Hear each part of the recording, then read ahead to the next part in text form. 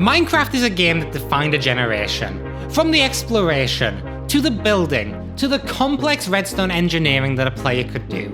But to one group of players, this open world sandbox was not a place of relaxation. To one elite group of players, this game was a challenge to see how fast they could beat it. From Taro Kitchen's first runs, to Dream, and to Kuriway and Brentilda, the Minecraft speedrunning scene has seen unimaginable improvements since its conception, and whilst Random Seed might be the most famous category, there exists another. Sassy glitchless players hunt for the very best seeds available to beat them faster and faster, all the way to being able to beat the game in under 1 minute.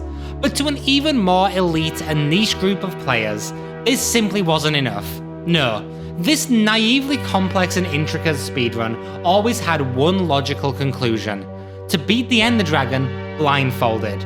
And on the 12th of October 2021, Crystal Saver became the first person to ever do exactly that. His run was followed up 3 days later by himself, and with some optimizations he took the record from 33 minutes down to 26, and 8 months later a runner named Pufferfish King took it down to 24 minutes. The category sat silent for another year and a half before I decided to pick it up and beat the world record with a time of 21 minutes, which is where the record stood until Hamid Scorpion, a veteran blindfolded speedrunner of Souls games, came along and destroyed my time with a 14:59 run. And so I thought, well, I did it once, I can do it again. This is the story of how I took my record back.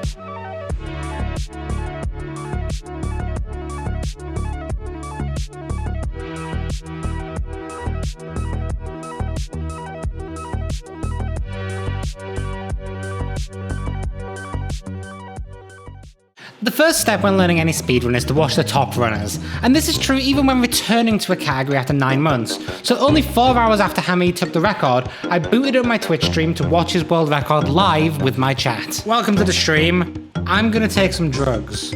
I should make it apparent that this is paracetamol, not cocaine. The first thing we noticed is that Hamid just generally played a lot better than I had done, which is where the majority of his time save came in. His movement was cleaner, his reaction to sound cues was faster, and he was willing to reset for a good dragon and good flint, the 2 major RNG blocks of this run. But the one thing you will notice about Hamid's run compared to mine is there's like no decision making. Hamid just knows exactly what to do, when to do it, how to do it. It's an insanely well played run. It was clear I had my work cut out for me, but luckily I had a trick up my sleeve. Goes da da la la la la la. No, not that. See, my skill as a speedrunner has never really been my mechanics. That's why I performed less than expected during MCC, and why when the strats for RSG started getting harder, I started to fall down the leaderboards from being a top 50 player to barely breaking top 700. But if not mechanics, then what is my skill? Knowledge. My knowledge of the game is how I achieved the record the first time, recognising that it would be faster to route in the nether because mining netherrack saves time over mining endstone, and how the melee dragon trap was a longer dragon kill, but the time saved from the setup is well worth it. So where could we apply some new knowledge to this route? I mean, Hamid's run seemed pretty optimised. Well, there were a few key areas we workshopped. The first was a precise lineup to grab the blacksmith chest through the window rather than breaking the cobblestone, which saves about 7 seconds. The next was doing the same to the second blacksmith, which saves about 15 seconds due to not having to enter the blacksmith with all the complicated lineups for that. The last thing was reorganising the overworld route to do things in a different order, which saves about 10 seconds total. Alongside this, there were a lot of really small optimizations implemented into the route, like using the fern to grab the logs rather than the block lineup, using this strange angle to line up for the portal rather than step counting, and placing a block in the end before mining upwards to do all the mining at once. These strats are all developed by myself with the help of one of my Twitch mods, Blockfan, and they became known, begrudgingly to myself, as Sigma strats. The next step was to learn the route, and it took a little over a week, but by day 8, I was ready to start attempting runs.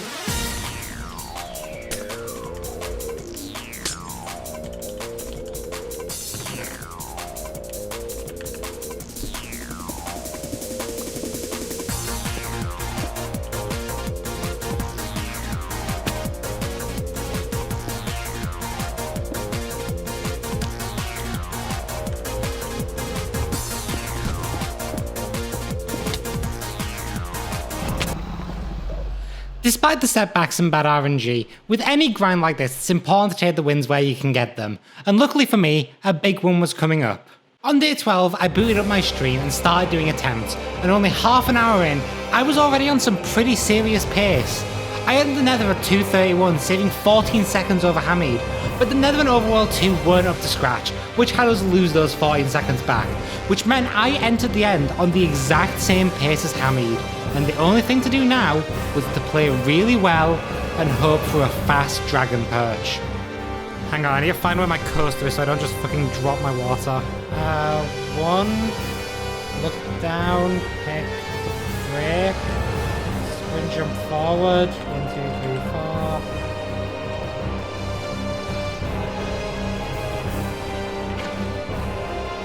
My favourite thing about this is I have no clue where the fucking dragon's health is at, or what time we're on. As I swung the last hit and swam down the water, I actually managed to die, but it doesn't matter because I entered the end fountain and took my blindfold off to see I had beaten the game in 15 minutes and 38 seconds.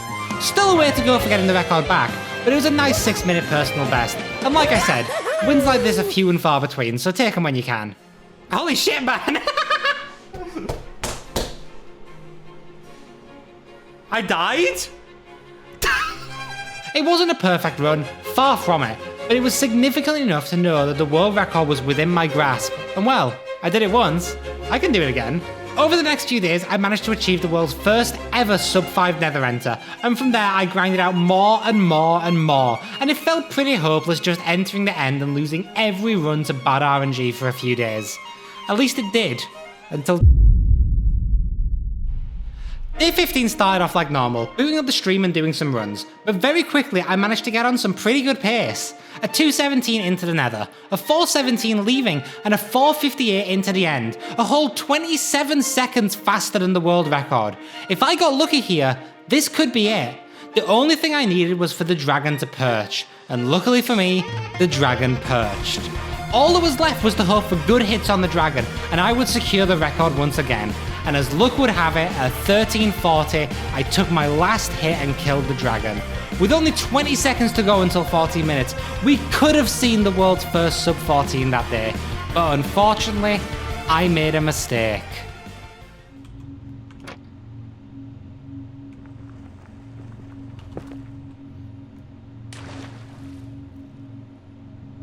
Is that it?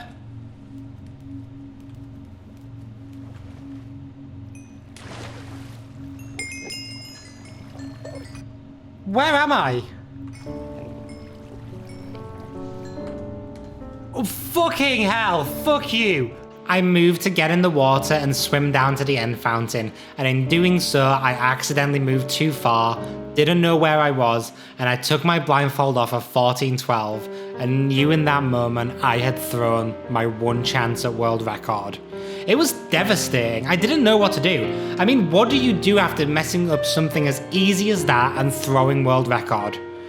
Well, you sit back and you say to yourself, oh, did it 1 second, do it again, did it 1 second, do it again, did it 1 second, do it again. The next few days were a blur of entering the end and resetting runs, but luckily for my sanity, I was about to have a nice change of pace.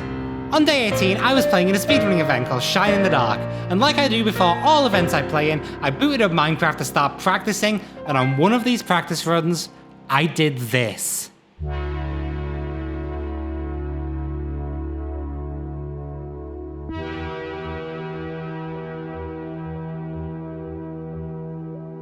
I beat the game in 13 minutes and 58 seconds. So why am I not showing you the run? Well, I forgot to hit record. And this was the lowest I'd been in 3 weeks. I mean, throwing a world record is one thing, but achieving it without recording it, that's a tragedy. I'd achieved my end goal. I held the record again, but what is a record that no one can watch? So, for the final time in 2024, I put on my blindfold and I told myself, I did it once, I can do it again. The first run of the last grind went pretty well, entering comfortably on pace, but I died to a pretty rare bug that just causes the shift key to stop working when bridging. Not to worry though, I just started again and was very quickly off to an incredible start. A 209 nether enter was okay by modern standards. Not perfect, but nothing to be ashamed of. A 2-minute nether likewise was still very impressive, but not perfect, and a 41-second overworld was in the same ballpark, entering the end at 4 minutes and 50 seconds. It wasn't comfortable record pace, but it was record pace. And very quickly, I realised that if the dragon perched and I got a fast fight, this could be it. And before I knew it, I was swinging my sword, getting hit after hit off on the dragon, and falling through the trapdoor to the end portal. And there was only one thing left for me to do. I took off my blindfold to read the timer.